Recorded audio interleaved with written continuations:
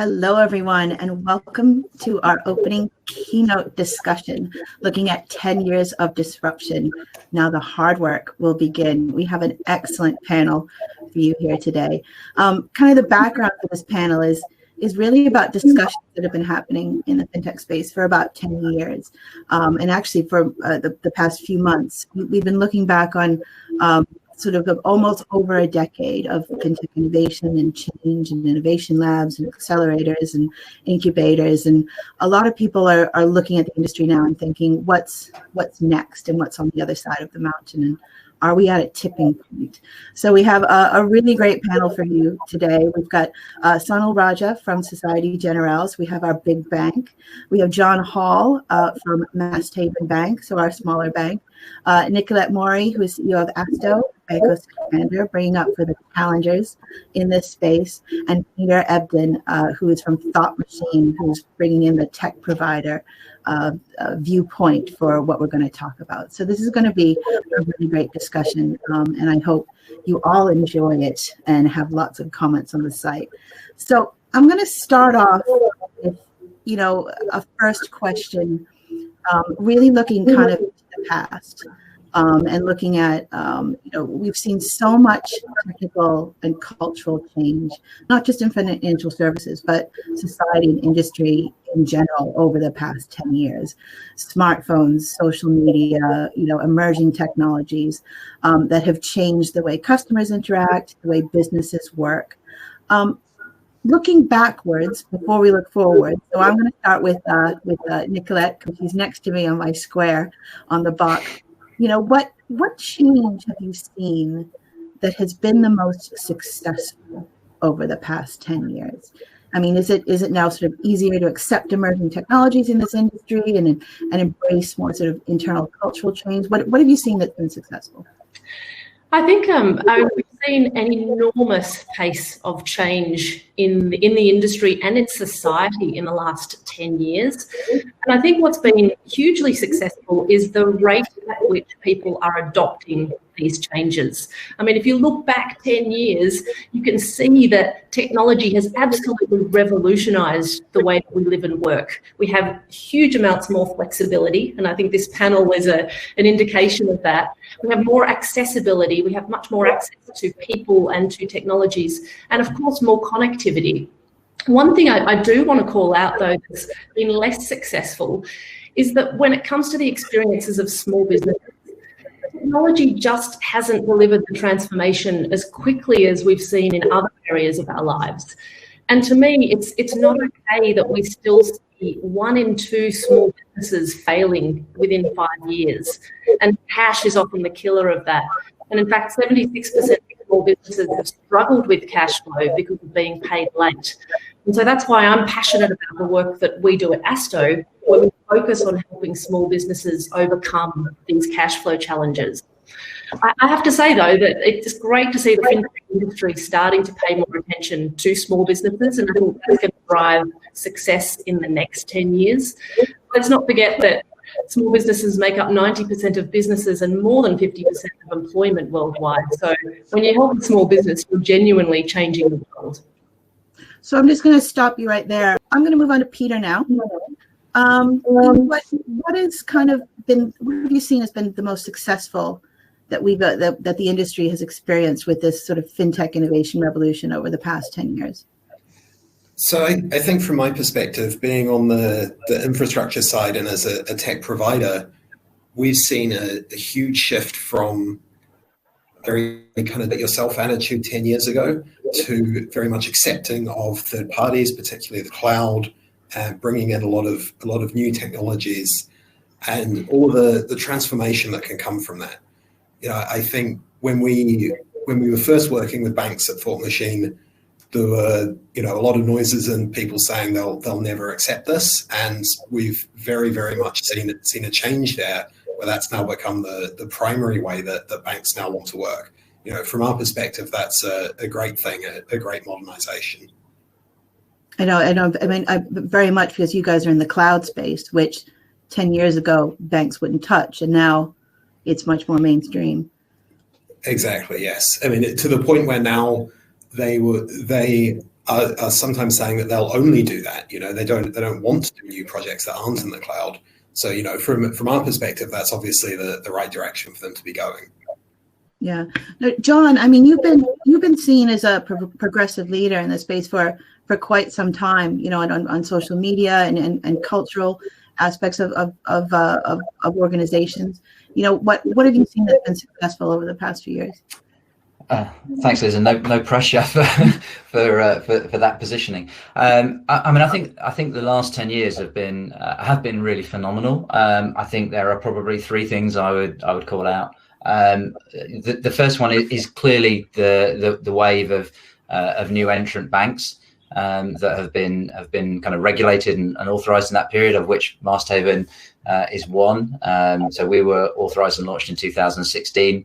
As a specialist bank in terms of particularly with a lending emphasis. So I think just having that kind of impetus in terms of having a number of organisations who are there to kind of provide an alternative. I think that's certainly one of them. And I think the second thing that's come along with that, which I think is really hard to kind of underestimate, is the cultural shift of appreciation for those banks. And I think if you think back kind of, just coming out the back of the global financial crisis, and think about the kind of the way in which banking and was really regarded, I think that the disruption that's been created in terms of now having banking organisations that colleagues are proud of being part of, and actually. Oh, we lost John a little bit. This is technical difficulties, everybody. Hopefully he'll come back. When his Wi-Fi comes back, we'll see if we can finish off John's answer. But Sunil, so I'm gonna move on to you a little bit, because you have the position of being part of the incumbent bank panel. Yeah. So what the change for you guys must have been incredible. I mean, what have you seen that's been successful over the past 10 years? I think the first point I'd make is, I've been involved in the e-commerce online banking industry for over 20 years or so.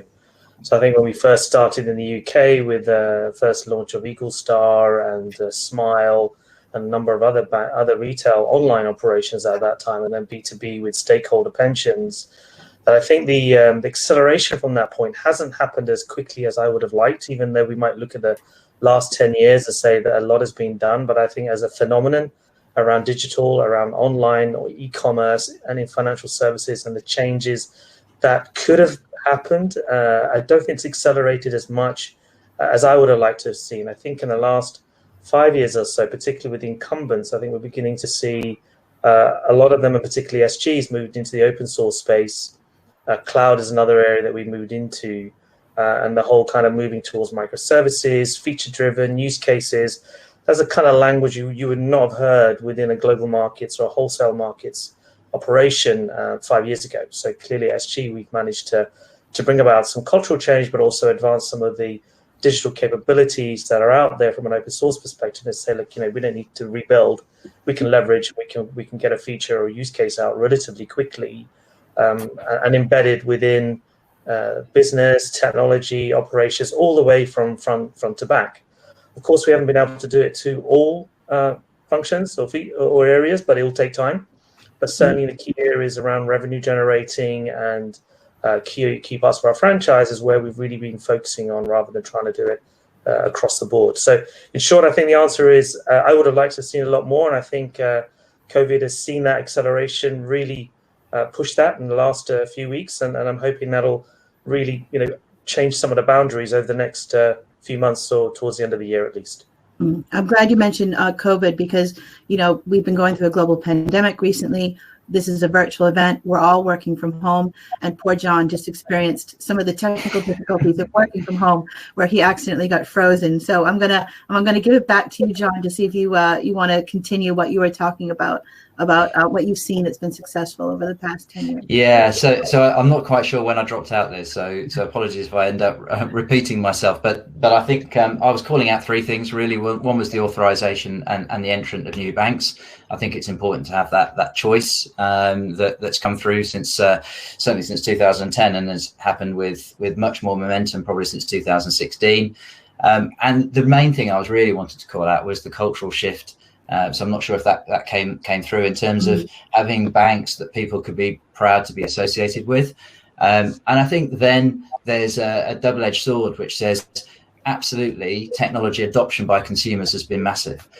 So now 2/3 of consumers are banking online, and over 50% are on mobile over the last, if you look at that acceleration. However, I think just picking up on something Sahar was talking about there, the finance side of banking hasn't kept pace. I think the technology adoption of the commoditized banking service has certainly continued to kind of accelerate massively. But I don't believe the adoption of new banking has kind of followed suit yet. I think it really hasn't hit the mainstream. And I think that's probably what I would have expected or hoped to see more of over the last 10 years. So I'm going to move the discussion on to a criticism that's been made over the past few years, which is that a lot of what we've seen is just innovation theater. There's a lot of talk, there's a lot of activities, but there's no real sort of change. There's no real strategic change and transformation happening in financial services. And I'm going to go back to the incumbent bank first. I'm going to go to Sonal first to comment on this, and then I'm going to go to Nicolette afterwards. So Sonal, I mean, has there been a certain amount of innovation theater that we've been seeing recently, and is that necessarily a bad thing? Don't you think that maybe incumbent banks need a little bit of theater to help push that cultural change? What are your thoughts?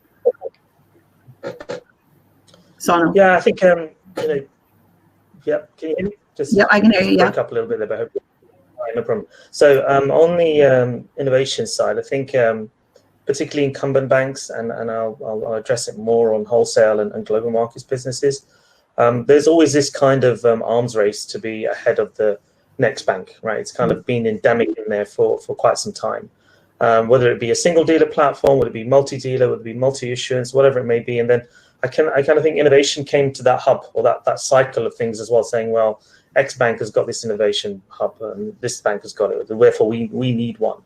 And I think perhaps we got a little bit with other banks as well, but a bit of a follower rather than leading on that. And I think the innovation has to be supported, believed in, and used by everyone within the organization. I think having a separate innovation hub or center is useful to play around and show what the capabilities are. But if they're not driven by real client needs or real business needs or even operational or whoever stakeholders within the organization, they'll struggle. And I think what we've done with SG Markets is embed the innovation concept within each of the use cases or even at a future level to make sure they're fully supported, fully funded, and ready to go. And I think that's what we've tried to kind of move that innovation story into what we do in SG Markets. And then we've got an innovation venture fund, which I think we know more about than I do this to some degree, with a group in France who have got a venture fund there. So they're looking out to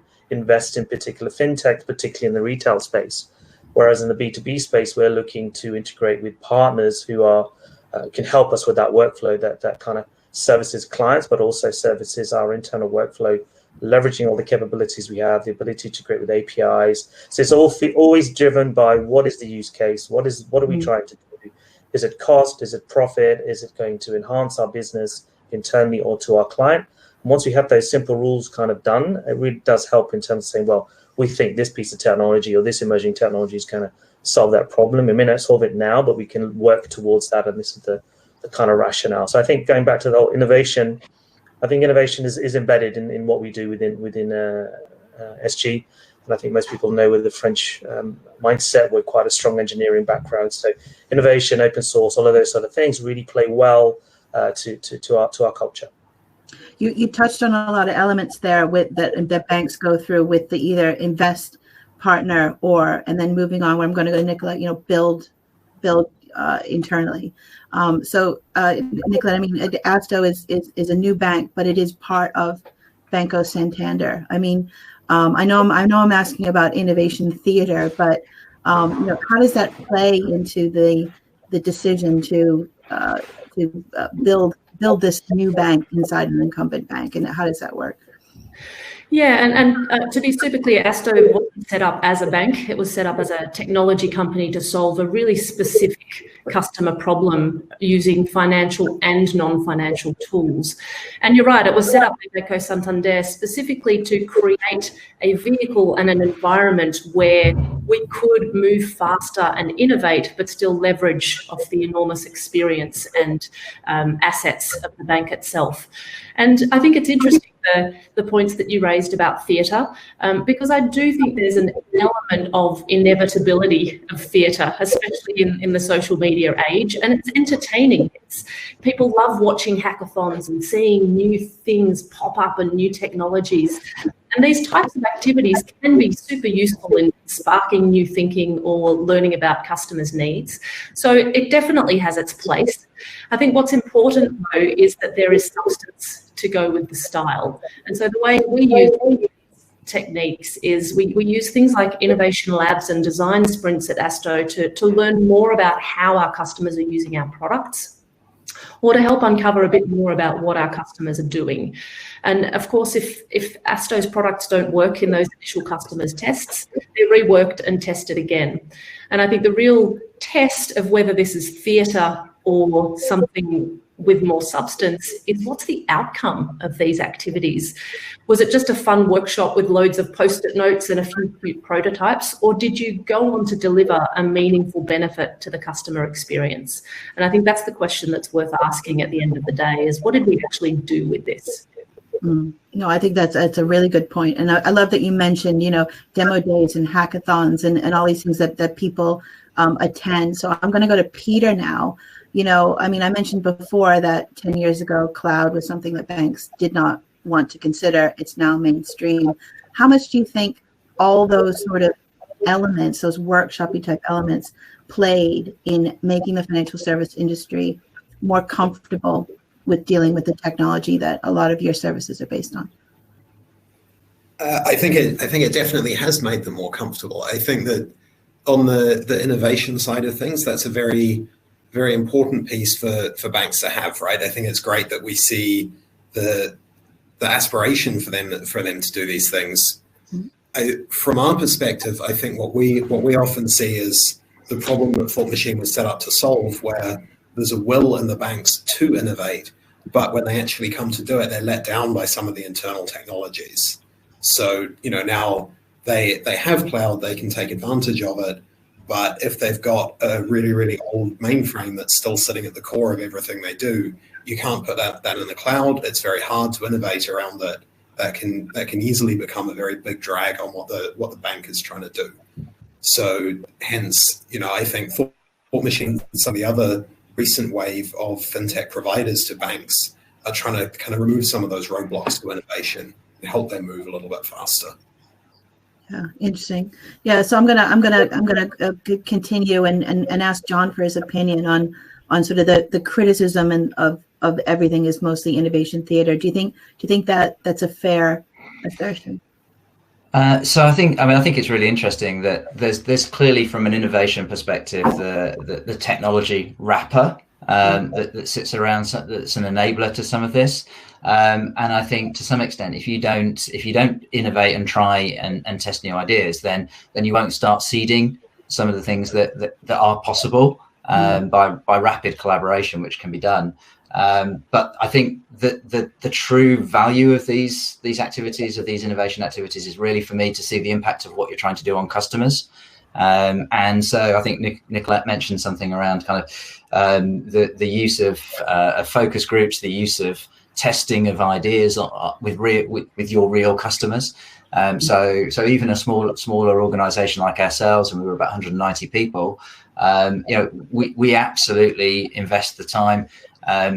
in innovation and testing, but with real customers, with consumer groups, whereby it may well be a personalized savings account where they can kind of tailor that to their own needs, or a new front end application journey for people within a lending market, whereby brokers can get the results back automatically, or choose to have some of those decisions kind of confirmed with a credit backing, and do all of that online also and digitally. And I think the key thing for me is, if it's just having a kind of a play using kind of technology to see what the art of the possible is, that's great of itself, and does seed new concepts. But I think the value is really just saying, right, okay, let's take those activities and actually kind of use them in a space where real people, real customers are operating, and then you can go, right, okay, that's when you see the energy really come to life.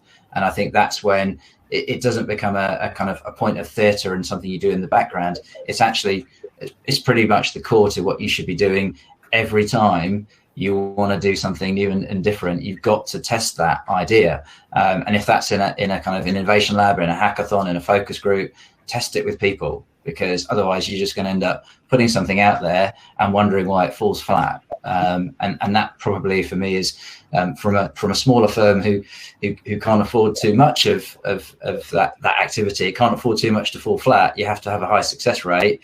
Going through the customer side of things is probably the kind of priority that we have in terms of using some of these labs and these experiences, really. Excellent. No, I'm great. I think that moves on to my next question. I mean, the idea for this panel actually came about a few months ago when I was talking to someone from another bank, and he made a comment that it's time that we stop being innovative and start being good. And his point was that there are all these products that are being built in innovation labs and separate from the bank. And then there comes a time where you have to bring that product back into the organization and have it work with, as John mentioned, real people, and have the product not fall flat. And I'm going to go to Peter for this to answer this question, because there's something you mentioned in your last answer about a lot of products sometimes hit these technical barriers inside organizations, which stop an innovative product from becoming good. So, what does this feel like now? Are you seeing that a lot of organizations are recognizing this? It's kind of, we've got to the top of this innovation mountain. It's that hard work of making something good now happening now. And what does that look like? What are you seeing from your customers? So from our perspective, I would say, yes, we are starting to reach the top of that mountain, or at least the top of the first mountain. And what we can see beyond it is very much the hard work of the real transformation, where a lot of innovative products and concepts have been created. But from here, they need to, as you say, go back, actually transform some of the internal technologies. Some of this is going to be huge projects, big migrations, very central transformation of how things work in the bank. And that's obviously going to be a long time, a lot of hard work, but that's something that will happen in the long term, right? The banks absolutely have to make this change. I think they know and they're on board with that. And the innovation has been great to get us to this point and show us what the possibilities are, what things could look like and where we could go.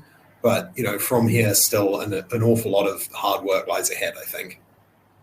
Yeah. So I'm going to move on to Nicolette as well. I mean, are you feeling this? I know that you brought on, you're now the CEO of Asto. What does that hard work side look like for you guys? Yeah, and we talked about the innovation theatre, and I think it is sometimes easy to get caught in that trap of innovation around building new stuff or wearing a cool T-shirt and all those sorts of things, versus innovation really around delighting customers and bringing real value to their lives.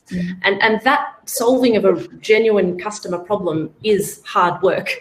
And I think practically speaking, the hard work often means going against our natural tendencies, which is why sometimes it's so hard. For example, we have a tendency to assume we know what customers want, rather than opening our minds to savouring the surprise, as Intuit's founder Scott Cook says a lot. We have a tendency to make a product more complex and to add features and add bells and whistles, rather than keeping it tailored to our core customer needs. And Peter said this before, we have this tendency to want to build everything ourselves, rather than collaborating with other people and companies who can deliver different benefits to the same group of customers. And I think an interesting example for us at Asto has been our partnership with eBay to deliver specialised cash flow loans to their sellers. And I came from eBay in my background, and so when we first started working with them, we knew a fair bit about small business owners. And what we found was that through collaborating with eBay, we got a much better understanding of the specific needs of online sellers. And by taking that time up front to define a clear customer problem we wanted to solve, and spending time with eBay sellers understanding what would best meet their needs, we've been able to launch our first product together, and we're now continuing to learn and iterate. And I think that's the hard work. It's continually learning and making sure that we are collaborating with others who have different skills and capabilities than we do, and being open to being surprised by what our customers tell us or how they use our products. Oh, excellent. So, Sonal, I'm gonna turn to you, because I'm picking up on an answer you gave earlier on in our discussion, where you talked about the bank, looking for partners that are going to, add to, to solve some problems internally, and look for companies to work with for some of your B2B initiatives. That's something that banks have struggled with for quite some time. This huge influx of new entrants to the market, and finding out who to partner with, how to partner with them, how that's going to work, that's beneficial for the bank and also beneficial for the new entrant that you're bringing in. Just recently, so not looking in the past, looking now, has that changed a bit, how the bank deals with partnering with new entrants? And has there been a change and a tipping point in that innovation journey right now?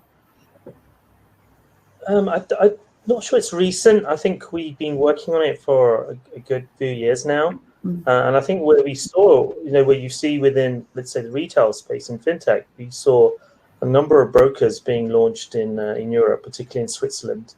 And they were built on cloud infrastructure. They were able to set up really quickly, really fast. And we worked with them in terms of being able to, from a distribution to manufacturing relationship, say, okay, you're a distributor, you've got these set of clients, you're growing, you've got heritage in terms of the management board and advisory board that you have, but you've been able to launch this at a relatively low cost. So actually your cost is around marketing and acquisition and maintaining that, but also because they had a strong technical stack in terms of what they were using with cloud, we're able to hook in our APIs into their platform relatively quickly and relatively easily, talking weeks rather than months if you look at the old traditional way of integration points. So I think the adoption of APIs, adoption of developer platforms within the innovation setup, with banking products and services that are out there on the cloud, we've certainly seen it as a way to get to our clients via distributors. And I think that's one example. The other example is around our data, of course, is massive for us in terms of the history that we have around data analytics. We're finding clients who want to be able to use our data to develop their own pricing models or their own pricing capabilities for their clients. So, they're also on the cloud. So making our data analytics and our data capabilities available to them has really shown a lot of a new potential revenue streams, which I think those are the areas I think we're going to see growth in. And then thirdly, we need to find partners where we have got to reduce our cost internally, say around processes that are consistent, not just with an SG, but with other banks as well. So it could well be reporting structure. I'm just coming up with an example that we have to do a reporting structure for FCA rather than us reinvent the wheel every time. If we could work with a partner who did that with us and with other banks, that would certainly make our lives a lot easier in terms of that adoption rate, implementation, and not having to keep worrying about those cycles internally and allow us to focus on much more around the clients. I think that's where I was really coming from. Does that kind of give some more color around that? Yeah, it does. Yeah, no, that's I love added color. So thank you very much. Cool. I'm gonna go to John now, because I'm gonna slightly change the question based on something you said earlier, where you're a smaller organization and you don't have the luxury for a product to fall flat. And I'm just wondering whether maybe you could go into maybe a little bit of strategies in more detail that you guys use for that hard work of innovation. I know you touched on it briefly with your earlier answer, but I'm just hoping you could go into a little bit more detail on some of the strategies that you use.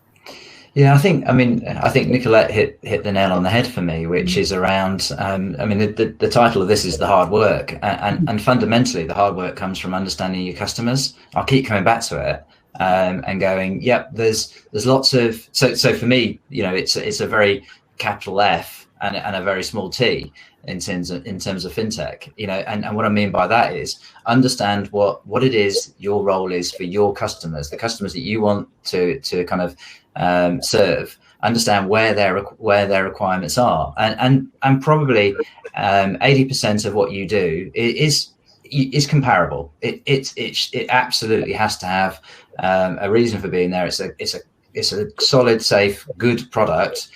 Better than most in the market. And then there's the 20%, and the 20% comes from truly understanding in those moments of truth, that journey, those key decision points, what it is that makes a difference for the people that you want to deal with. So on our savings side, our average savers are a bit older than the kind of those that are adopting new banking experiences from the likes of Monzo and others. And what they need potentially patience. They need a very clear and simple journey. They need to make sure that we're fully digital online, but they need to know that there's access to support where they need it. And that's very much about understanding what a customer group is particularly looking for. If you're on the lending side, one of the organizations that's done really well is obviously Oak North, because they understand the market that they're in. Hopefully through a cycle, they'll see that their lending decisions have been well based, but they understand that market. And for us, we understand we deliver all of our lending products through intermediaries. So we work with our intermediaries as partners. That means connecting our decision-making systems with their sourcing systems and their customer journeys. But at the end of this, making sure that there's access to decision makers as well in terms of the lending decision itself, and understanding what customers are trying to do. So to the point of the hard work for me, it's about, I fundamentally see that banking is a commodity now. I think the banking platform is a commoditized service. What you then sit on top of that is the experience that your particular target customers want from you to work alongside that commodity. And for us, it's about making sure that we focus on very closely on the particular customer groups that we want and who come to us. You have a view that says that's not niche, that's just about going that extra kind of the difference between 80% and 100% to truly understand in a deeper way what customers are trying to do with you, and making sure that you use a combination of technology but human experience as well to kind of plug those gaps. And I think that's where the exciting thing comes in terms of taking this to mainstream, is where you can kind of blur the gap between technology and human, and actually it doesn't feel like it's either or. It feels like it's a combined blend of experience. And I think if you can deliver that in a really kind of beautiful way, in a way that a customer, when they're coming through, finds that you're kind of supporting their journey, and they don't see the edges, then I think that's when you can go from being a quite marginal player to being a mainstream player, because you're kind of, you're being agnostic, if you like, about the technology. It's about delivering an experience, and to some extent the customer doesn't notice, your client doesn't notice the difference, really. Excellent. So we're gonna bring this home with a final question here, and this is one of those evil sort of crystal ball questions. During our discussion, we talked about the last 10 years. We talked about the innovation mountain. We talked about the hard work. I really want to discuss, and ask that final question of each of you. what will we be discussing in 2030? Hopefully there'll be a vaccine for COVID-19 by then. But John, I'm going to stay with you and give everyone a chance. So John, what conversation will we be having about this industry in 2030? So I think the key word is collaboration. I don't think that it's an either or, as in incumbents versus new entrants. I think it's about saying that, and I think that will have disappeared. I think it will be very much a kind of a layered delivery, whereby you've got the sorts of collaboration that was talked about there, in terms of people will be consuming financial service. We've been talking here about the kind of a banking service, but actually it's a financial service. And I think, and I do think that the strides will be in taking kind of what is still done quite a lot in terms of in the human experience and taking that into the technology layer. And I think the AI and the automated supported decision making and how that is consumed in a collaborative way will be what we'll be talking about in terms of going that was the biggest shift, I think, over the next 10 years, is actually moving away from even thinking of banking. It's about consuming of a financial service. And I think banking itself will be a bit like the water industry in terms of it's just it's a flow through, but it's actually it's the financial services that help you live your life, achieve your ambitions, manage yourself in a controlled way, and giving you the ability to personalize as a customer what your offer gets. I think those will be the main themes of the next 10 years if I'm looking further forward. But then I would never have predicted today 10 years ago. So to some extent, I'm not that futurologist. I'm somebody that's kind of living a bit more in the here and now. That's it. So Sonal, I'm going to move on to you to get your what we will be talking about in 2030 opinions. Not sure exactly what we're talking in 2030, but I think some of the points being made today resonate with me, particularly around what the relationship may look like between a client and a bank. We haven't really talked about it a lot, but it's been touched on around the relationships. And I think with digital platforms now being the kind of de facto, I think everyone uses Zoom and they think they're a digital expert now, right? So they're thinking, we changed the way that we do business or we can interact, but I think it's a start. I think it's just the beginning of what people will expect in terms of relationship digitally with a bank. And I think the prevalence of what we call now digital banking platforms sitting on open banking, whether that be in B2C or B2C, B2B, will be the main kind of prevalence and the relationships that people want to have with those platforms, with the banks servicing and supporting those platforms. And those banks that are able to understand the phenomenon that's going to change there, I think they're the ones who are going to kind of come out of it, rather than the discussion around challenger banks, neobanks. I think that's been talked about for 20, 30 odd years now. So it's much more around understanding clients, understanding relationships, how to build them online, as well as human side of the offline side, and maintaining that. And I think the balance is going to be a lot more on the digital side and supporting all of that with intelligence, automation, all of those points are going to be important. But I think the behavior of clients is going to change more than we anticipated. Excellent. I'm definitely going to steal that, I think, for a future panel. That are we really all digital now?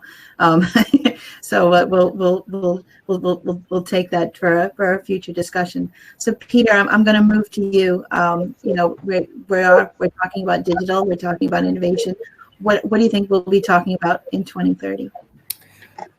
I think we're going to start seeing some huge shifts where a lot of the innovation that we talked about today has been internally, but what happens when you take that outside the bank as well? Mm-hmm. So we talked about cloud, we talked about APIs, so Sonal mentioned them a couple of times. What happens when those things are made available to customers as well? So, I'm an engineer. I still get to write code occasionally when I have time. What if I could use APIs to actually access my bank account, to script things, to get access to it? Open banking is a start in that direction, but I think we're very far from seeing what that will mean in a sort of a transformative sense for wider society. You could have an API only bank. I think we could see a lot of lot of transformation in that kind of way over the next 10 years. Excellent. No, really good points. So, Nicolette, I'm gonna leave it to you to bring us home with this great conversation. So, what do you think we'll be talking about in 2030? Well, I'm going to steal John's caveat that who knows, hindsight is a beautiful thing. And I think in 2030, we'll have the benefit of 20 years of hindsight. And hopefully as an industry, we'll still be evaluating what needs to change and driving that change. But having seen a few disruptions so far, I worked through disruption in retail and e-commerce in my time at eBay, disruption in the accounting industry in my time at Intuit, and now being in the thick of disruption in financial services. I think like any industry under disruption, the role of the incumbent businesses is changing really fast. And we're seeing, thankfully, huge transformations in some of the major banks. And I think John said it really well, that it's not necessarily about incumbents and challengers anymore. It's really about how do they work together. And of course, as Asto, we're a Santander-backed platform, so we live and breathe that. But I think we'll see even more that sweet spot for innovation that focuses on combining the talents of fintechs and banks, having them collaborate, bring their different skill sets together, and then bringing other partners into that collaboration as well. So really focusing on who are the organisations that serve the same customers, but with different skills and capabilities. And how do you leverage those, not just to build stuff, but also to leverage the diversity of thought that comes with partnering with different organisations? And I think that's where we'll see some real leaps and bounds in the capabilities that we can provide to our customers. And I think that's really the best of both worlds, is starting to fuel that collaboration and continue the pace of change and bring our customers with us on that journey. And at the end of the day, I think that's why we're all here, to make a real difference in the lives of our customers. Excellent. Thank you so much. I really want to thank you guys for taking the time to have this discussion with us today. Peter, John, Sonal, Nicolette, it's been a really great discussion. So I thank you very much. Liz, can I just kind of pose one question for anybody watching this as well? Because I think we've done some really exciting kind of hopefully thoughtful discussions around kind of looking outwardly. But being a practitioner, I think one area as well that I think often doesn't get looked to as much is the structural kind of piece around growth. What does growth need? Growth needs scale and capital, but also risk management. And I think one question I think I'd ask for anybody watching this to think about is kind of the growth in your customer and the offering to you in terms of proposition has to move lockstep with your ability to kind of manage the risk, which is why I often think collaboration is going to be the key, because you're going to bring a lot of that experience that a number of organizations have got of managing risk. And the more that we collaborate and work together, the more areas such as operational resilience and the way that and in this world that we've just seen, concentration on one particular provider might cause a problem, and spreading that risk is really key. So I think when anybody's thinking about disruption and the hard work that's going to go ahead, I think a voice of realism that says, look, make sure that everything goes in lockstep. What your customer expectations are, what your service level is to deliver it, how your technology platform works alongside that, and actually making sure that you're professional around your risk management as well, and that all of those things go together. Otherwise, we could be making some of the mistakes I think that often get made out there. In our excitement to put something new out there, you need to make sure that actually the